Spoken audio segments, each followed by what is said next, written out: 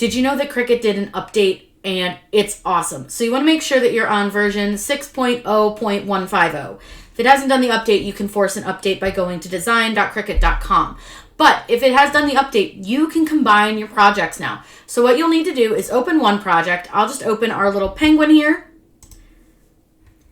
And then you need to open a second box for Cricut. So what you do is go to File, New Window, and it'll open a new window. Now I'm going to keep this one small because it makes it a little bit easier.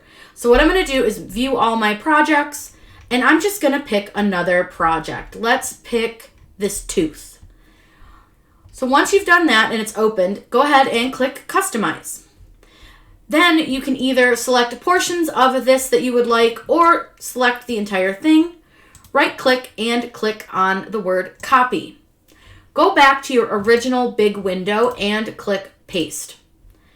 Now you have both projects in one window.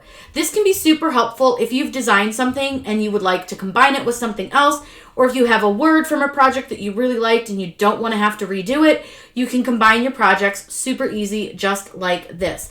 And if you want to do a different one or add to it, you can just go New Window. You can just find another project and you can combine multiple projects. Keep in mind though, the more projects you have and the more pieces you have, the slower Design Space might run. But this is such an awesome, easy to do update that they did that I'm so thrilled. So let's say that we just want to use the word snuggle out of this one. All I'm going to do is click Customize. I just want to select just the word snuggle right here. So all I'm going to do is click right where it says snuggle. I'm going to copy that, go back over to my original and click Paste. And there's the word snuggle, simple as that. This is such a fun update, and I hope you guys are thrilled with it because I know I am. So many people always ask how to do this, so I just wanted to throw up a quick bonus video for you guys. If you have any questions, please let me know in the comments down below. I'm always happy to answer those for you.